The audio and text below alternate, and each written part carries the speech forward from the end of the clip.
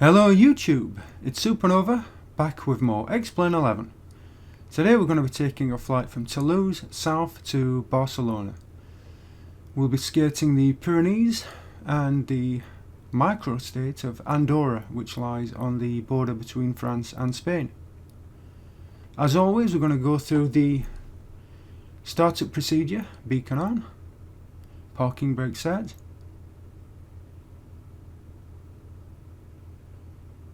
RPM and mixture full forward,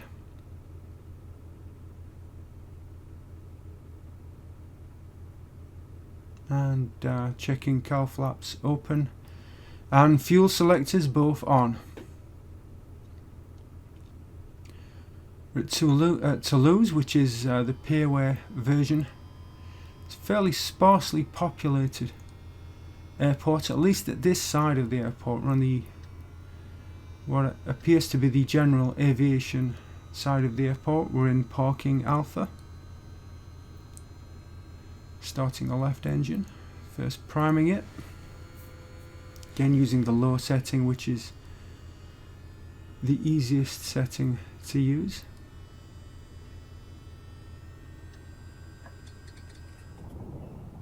And left engine is now started. Looking at the instruments, just checking temperatures, making sure that everything is as it should be.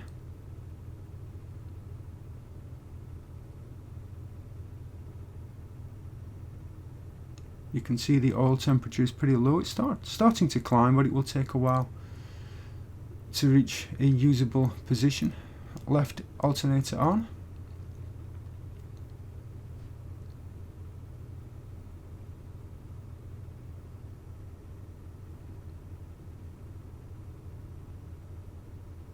And now we can start on the right engine, which of course follows the same procedure as the left. So throttle full forward, prime the engine, and just set a little bit of power. And the right engine has now started. Again, check instruments, and again, the right oil temperature is pretty low, because we have to wait for oil temperatures to go into the green band before we can take off.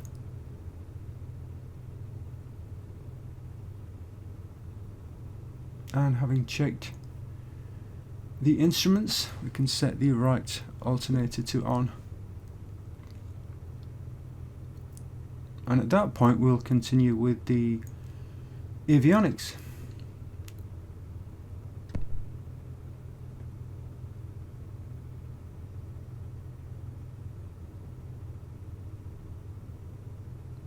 And the first thing that we'll do is to get the local ATIS to set the altimeter and to review general conditions.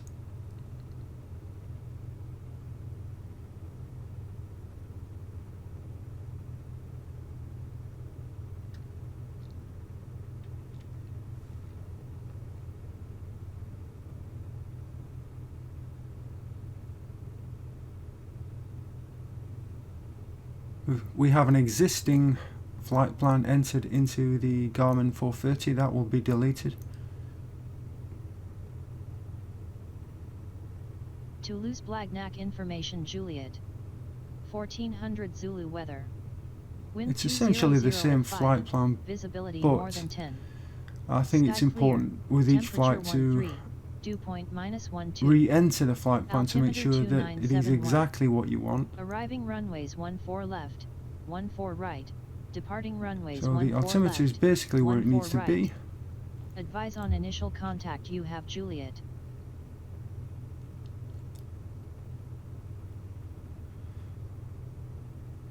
And having received that information, we can exit the ATIS. Set CDI source to GPS and delete the flight plan.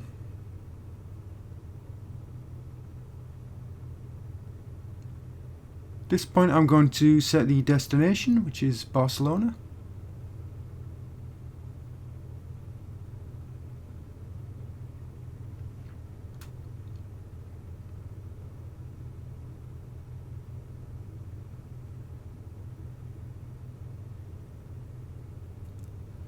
And with the destination set, I'll set the departure, which is going to be based on the Perpignan VOR.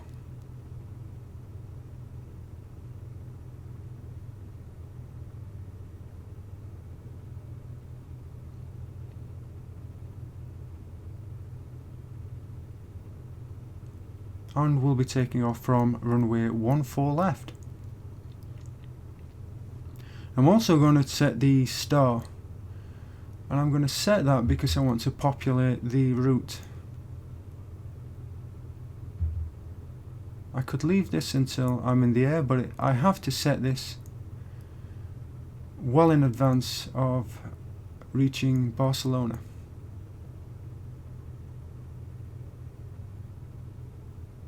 There is no route between Toulouse and Barcelona, so the route is going to be populated solely with the SID and the star. And we're going to be landing on runway 25 left.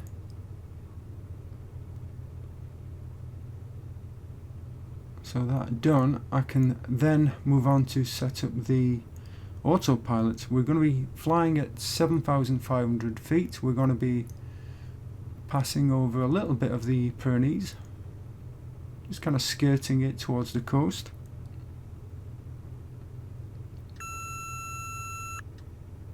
Turn the autopilot off and set the vertical speed to 1,000 feet per minute. So that is ready to be engaged when we reach 500 feet above ground level. It's always preferable to set the autopilot now when you're on the ground rather than when you're in the air.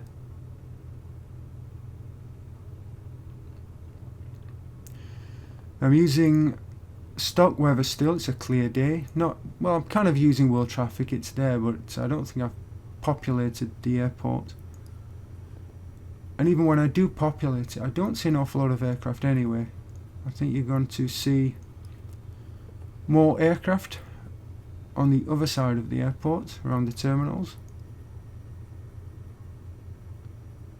So taxiing from Alpha.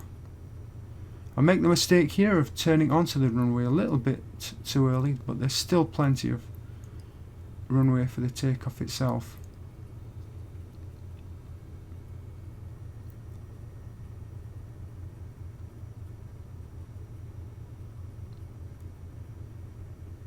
Beginning taxi, it's a good idea to give it a little bit of power, but you don't want to stay on the power too long. It will tend to accelerate to the point you're having to use the brake. As soon as you have it moving at a reasonable rate, idle the throttle. Even at idle throttle, you will find that you have to brake, especially on long taxi runs.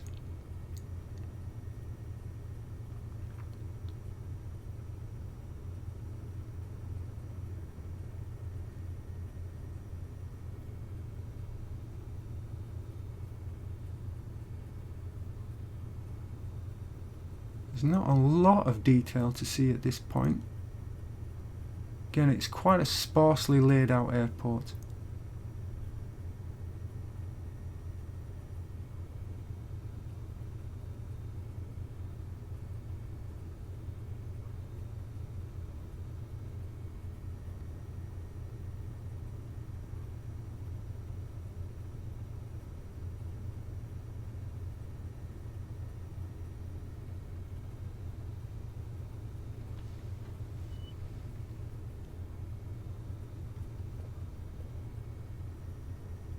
In reasonable conditions, it's quite simple to keep it on centre line. So I'm going to turn a little bit early here.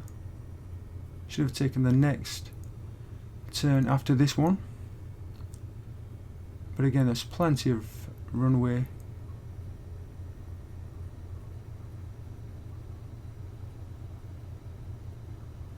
And the time is about 4:40, so the sun is starting to set.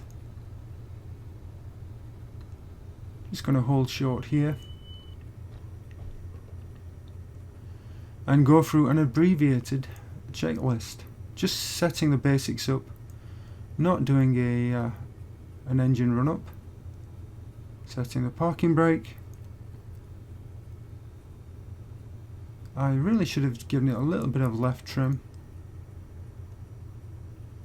setting the trim for pitch. With a little bit more pitch trim, the aircraft will lift off on its own. Final checks and ready to go.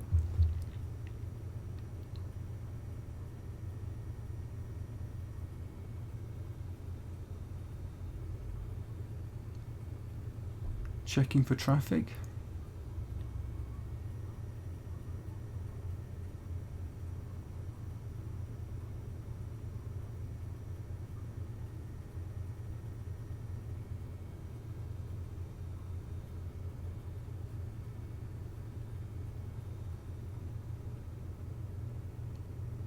And as we go through the flight, you can follow the progress of the sun as it sinks below the horizon.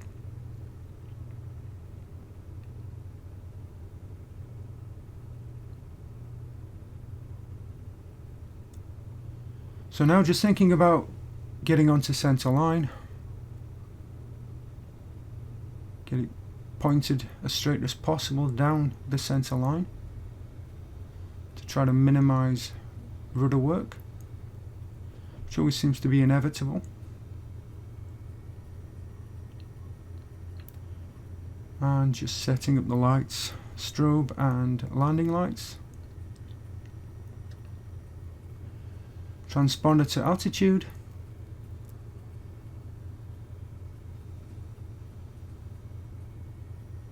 And now full power and release brakes.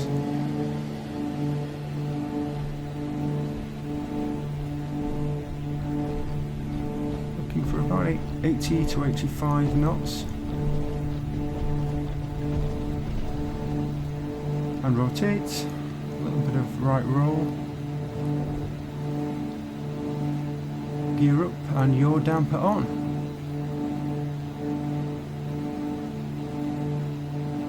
Now just looking to reach 1,000 feet before engaging the autopilot. Yeah, still a little bit of right roll.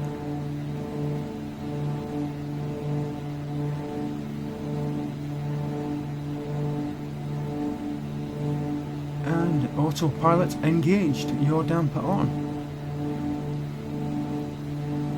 Now we're going to be climbing at 1,000 feet per minute to our cruise altitude of 7,500 feet as we continue south along the route towards Barcelona.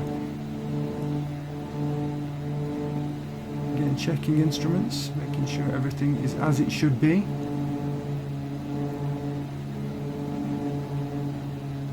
Reducing RPM down to 2,500. So at that point I will let you enjoy the flight and I will see you again later on.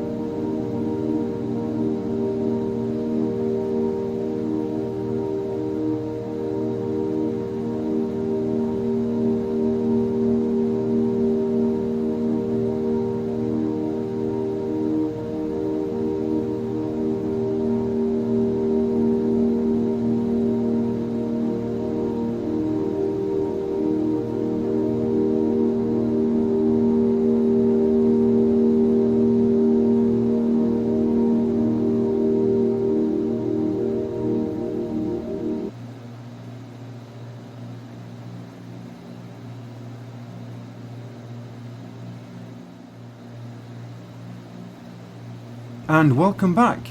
We are now going to set the approach, and we're going to select the ILS approach for runway 25 left, and we're going to select the Zulu variant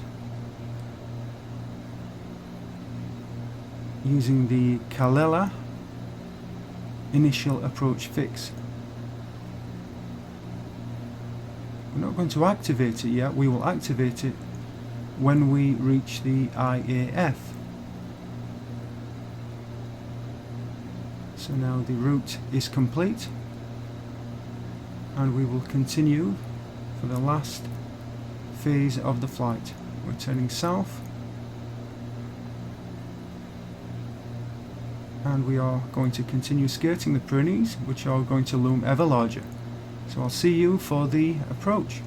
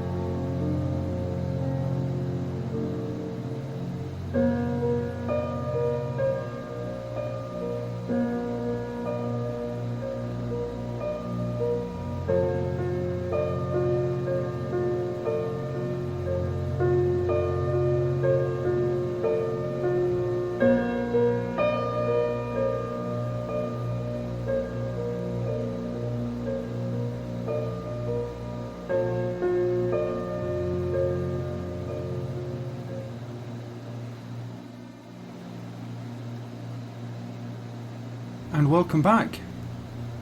We're now about to activate the approach as we approach Calella.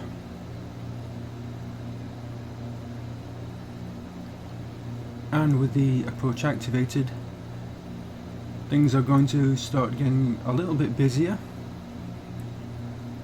We're now going to descend to 2,300 feet for Sotil.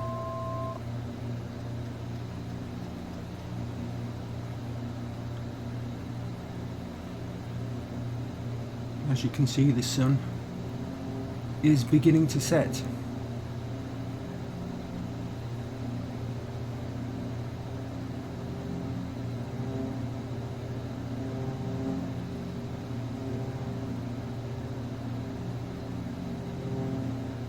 Again, at this point things are going to start happening.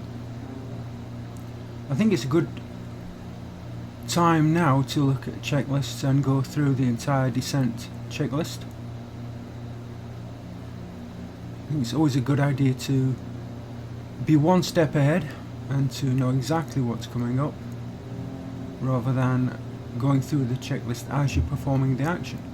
Of course, you do both. You review the descent first and then follow it as closely as you can as you're going through it.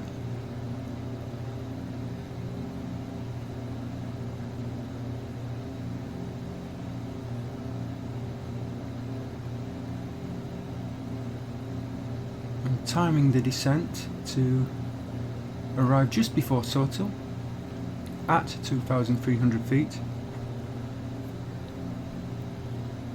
and we will reach the final approach point at 2,300, which is, in fact, we arrived here a little bit lower at 1,800 feet, 5.4 miles from the runway,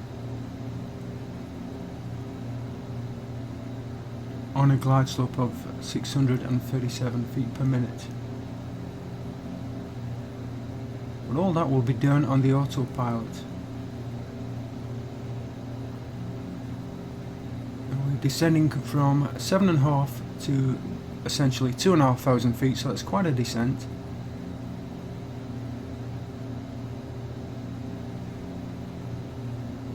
And it's not easy to judge the correct descent rate, but that will come with experience. And it's better to be at that altitude significantly earlier than you need to be, to give you a little bit of a margin of error, unless of course there happen to be obstacles in the way. But fortunately we don't have that issue today. We're approaching over the sea.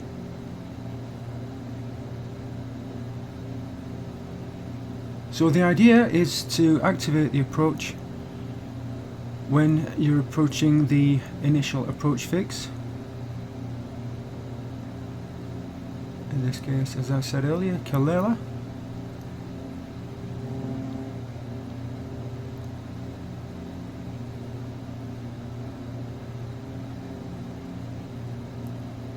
Looking for, the book says 170 knots below 13,000 feet. I always aim for about 160, a little bit lower than that at the moment. And as we're going through the descent and starting the approach, mixture will go to full rich and props to full.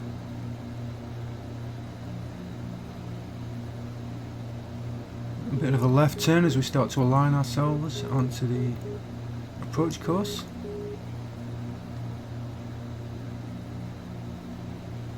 Just listening for the approach, or should I say the ILS signal. So now that we have that, we know that the ILS is within range and active,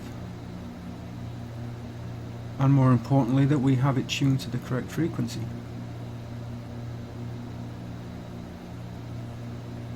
It's always a good check to have nav1 selected so that you can hear the tone, just to confirm that you have ILS set up properly. You can check and double check the frequency, but you can also listen for the Morse code identifier.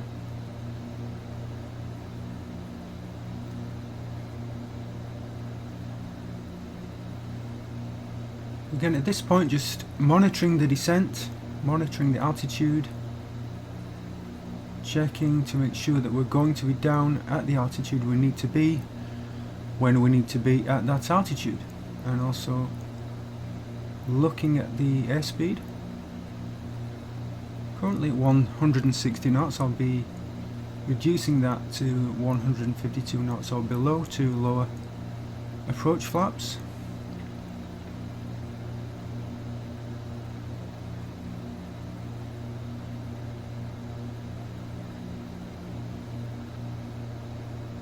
And of course still using the autopilot at this point.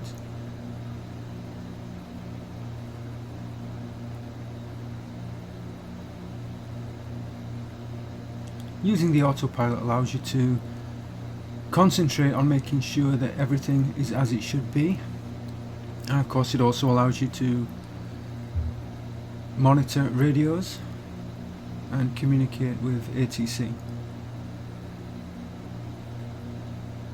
CDI is set up.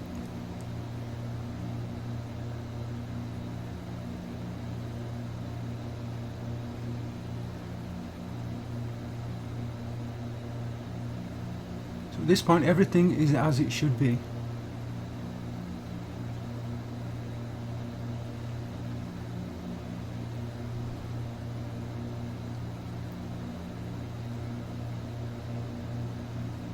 Of course we can clearly see the runway. And closing on 2,300 feet. So as we reach that destination altitude, the vertical speed reduces, and as it does so, airspeed will also reduce, so we need to add power to maintain the desired airspeed.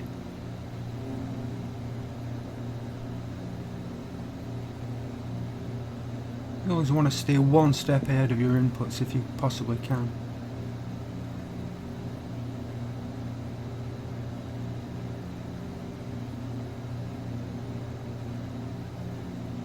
So obviously we need to make a right, or the autopilot will make a right turn as it follows the flight plan and the approach.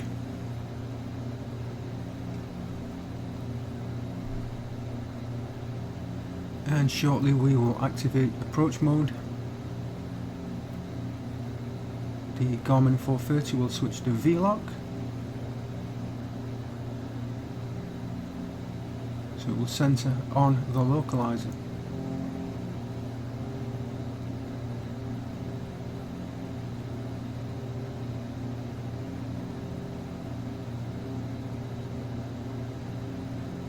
So turn onto the localizer on the runway heading, and it's at this point we'll switch to approach mode.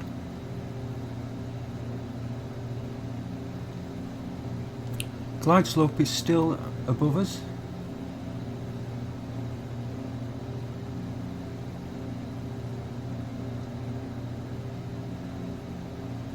You can see the glide slope start to descend on the horizontal situation indicator.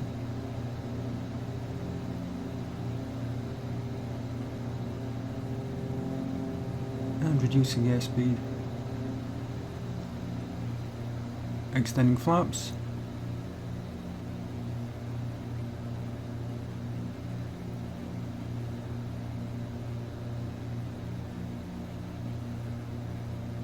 I can imagine how important it would be to be in approach mode if visibility was a little bit lower than it is, if we were coming through clouds.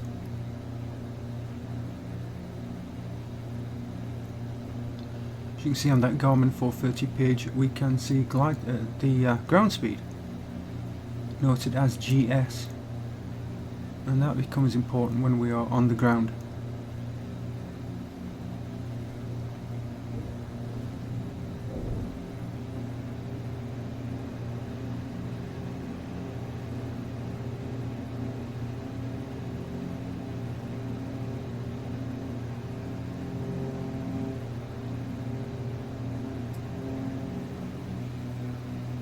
And at this point it's a case of monitoring instruments, monitoring the descent, making sure that we're on the localizer,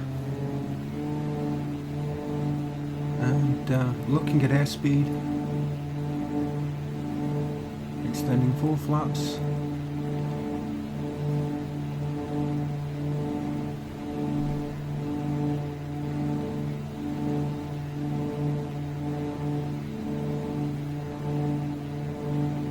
So everything is looking good.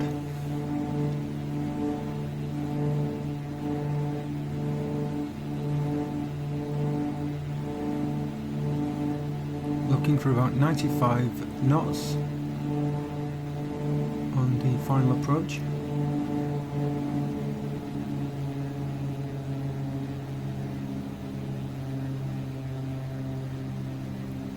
So flaps are full down, gear is down, landing lights are on.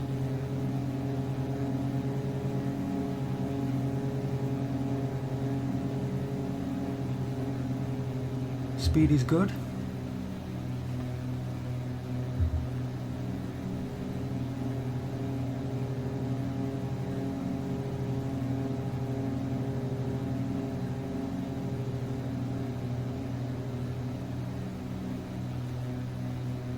Now I'm going to make one mistake in this flight, and that of course is on landing. I'll leave it on autopilot a little bit too late. With hindsight, the aircraft is a little bit to the right of centre line, and I don't notice that being a significant issue until quite late. With hindsight, I should have disengaged the autopilot about 500 feet and corrected for that. As a consequence, I'm a little bit preoccupied with centre line on landing, and it's an acceptable rather than a good landing. You see, it doesn't look too bad at the moment. It looks pretty good centre line.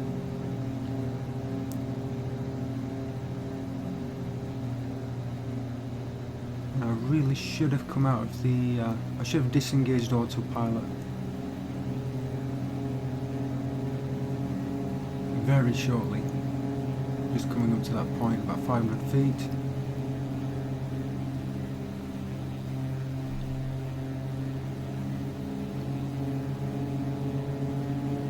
About now.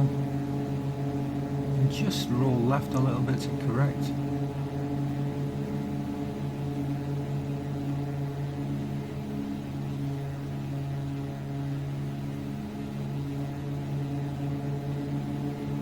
Slight amount off centre.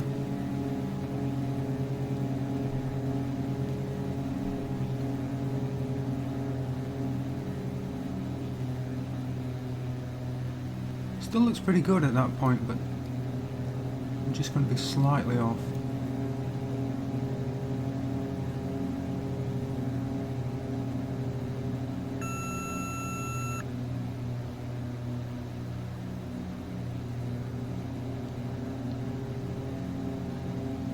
So I'm trying to correct.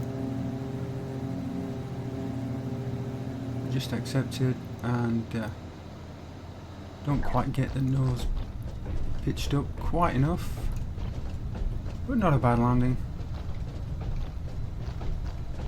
Perfectly acceptable, centre line. Aircraft slowing.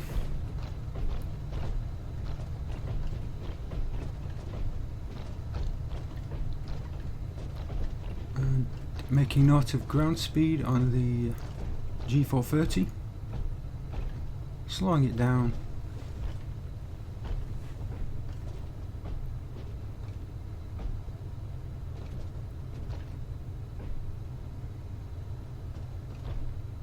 And slow enough for the turn off.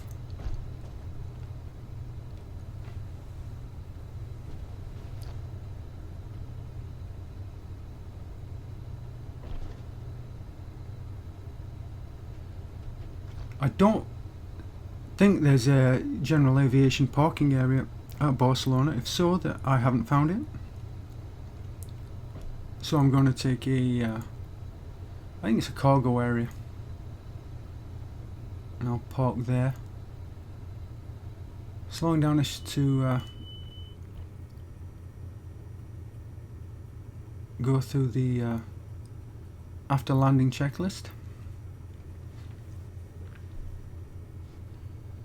Turning off lights. I think I missed setting the transponder to standby. Flaps up.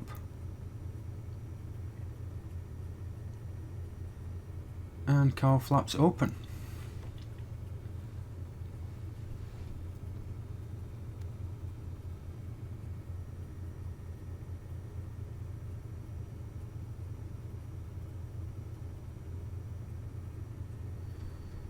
And now to taxi to shutdown.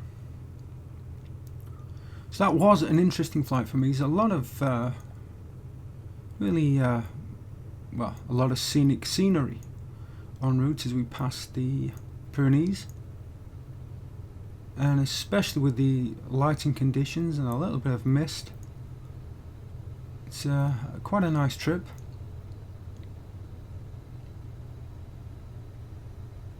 Everything went smoothly apart from that little bit of a kink at the end.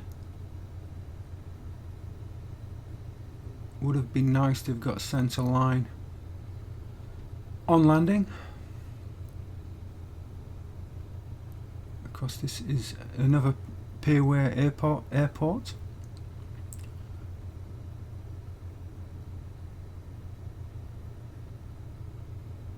And again, I think we'll see more of it and more of what makes it such an attractive airport when we're flying larger aircraft into it. The next flight will be between two smaller airports, so it'll be more compact. There will be fewer SID and STAR options, of course, and fewer runways. But then we'll return to the larger airports with the larger and more capable aircraft.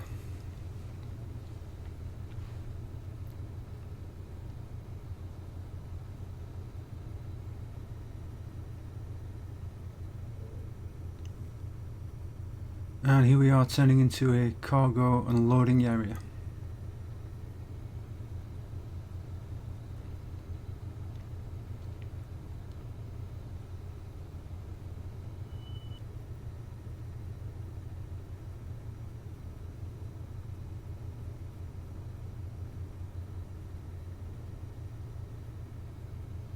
The advantage of having the clear skies in this flight is, of course, being able to see more of the scenery. But I'm looking forward to the return of X Navarro, whenever that might be. Still no idea when the 108 update will be ready, but it promises to be a very, very good update when it does arrive. And this time we have someone awaiting our arrival. So now all that's left to do is shut the aircraft down. Which, like the Cessna 172, is quite a simple procedure.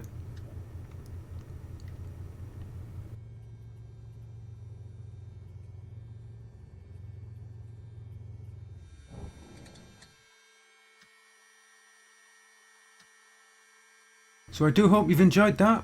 It has been an interesting flight for me, and I hope to see you again for the next Explain video.